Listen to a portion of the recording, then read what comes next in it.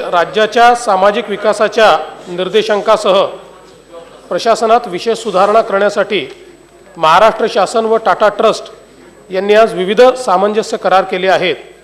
या करारांमध्ये आरोग्य विषयक सेवा, वैद्यकीय महाविद्यालयांद्वारे सेवा, जिल्हा नियोजन व सांख्यिकी व्यवस्थापन, पोषक आहाराचा पुरवठा, शिक्षणातील गुणवत्ता वाढ, डिजिटल प्रशिक्षणामार्फत स्त्री सक्षमीकरण, कारागृह प्रशासनामध्ये सुधारणा आदी बाबींचा समावेश आहे। वैद्यकीय क्षेत्रामध्ये राष्ट्रीय कर्करोग ग्रिड तयार करण्यात येऊन त्यात महाराष्ट्रातील सर्व शासकीय विद्यालय, महाविद्यालय समाविष्ट करण्यात येणार आहेत। त्या माध्यमातून कर्करोगाचे अत्याधुनिक पद्धतीने निदान व उपचाराच्या सेवा देशात सर्वप्रथम आपल्या राज्यात उपलब्ध होणार आहेत। त्याचबरोबर शासकीय यंत्रणेमार्फत बोन मॅरो रजिस्ट्री स्थापन करणारे महाराष्ट्र हे देशातील पहिले राज्य असेल। त्यामुळे रक्ताचा कर्करोग, सिकल सेल, थॅलेसेमिया अशा स्वरूपाच्या दुर्धर आजारांचा उपचार पद्धतीमध्ये आमूलाग्र बदल होईल। या ग्रिडद्वारे पुढील 3 वर्षांमध्ये 50,000 बोन मॅरो दात्यांची निवड करण्यात येणार आहे।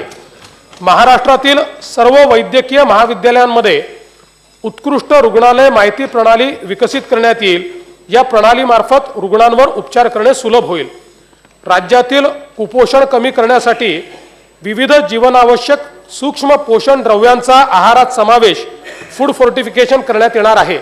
त्यामुळे आवश्यक जीवनसत्वे, लोह व इतर आवश्यक अन्नद्रव्ये यांचा योग्य त्या प्रमाणात आहारात समावेश झाल्याने कुपोषण कमी होण्यास मदत होईल।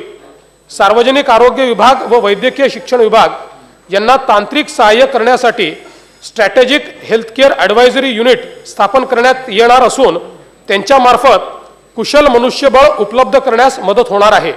तसेच मानसिक आरोग्य ही एक महत्त्वाची समस्या असल्याने नागपूर येथील मनोरुग्णालयात सेंटर ऑफ एक्सलन्स विकसित करण्यात येणार आहे व हे केंद्र या स्वरूपाचे देशातील पहिले केंद्र होणार असून ते राज्यासह देशात मॉडेल म्हणून वापरण्यात येईल। महाराष्ट्र राज्य औषध पुरवठा महामंडळ स्थापन करण्याच्या अनुषंगाने लागणारे सर्व तांत्रिक व व्यवस्थापकीय सहाय्य हे टाटा ट्रस्टच्या माध्यमातून उपलब्ध होणार आहे।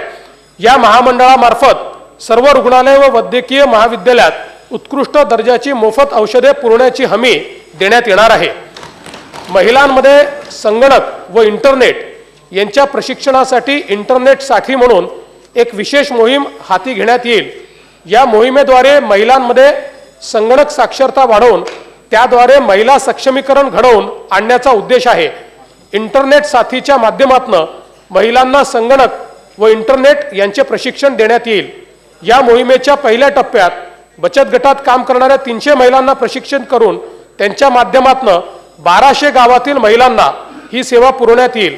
त्या पुढील टप्प्यात 15,000 गावांमध्ये हा कार्यक्रम विस्तारित करण्यात येणार आहे।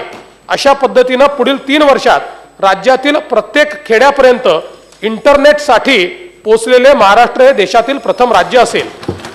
शिक्षणामध्ये गुणवत्तापूर्ण बदल घडवून आणण्यासाठी भाषा विषयांमध्ये प्रावीण्य मिळविण्यासाठी पहिल्या टप्प्यात जिल्ह्यांमध्ये 250 प्रशिक्षक तयार करण्यात येणार आहेत।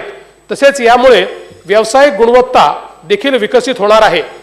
कारागृहातील कैद्यांना कायदेविषयक सहाय्य, शारीरिक मानसिक आरोग्य सेवा तसेच कौशल्य आधारित प्रशिक्षण देऊन त्यांच्यात मूलगामी परिवर्तन घडविण्यात येईल।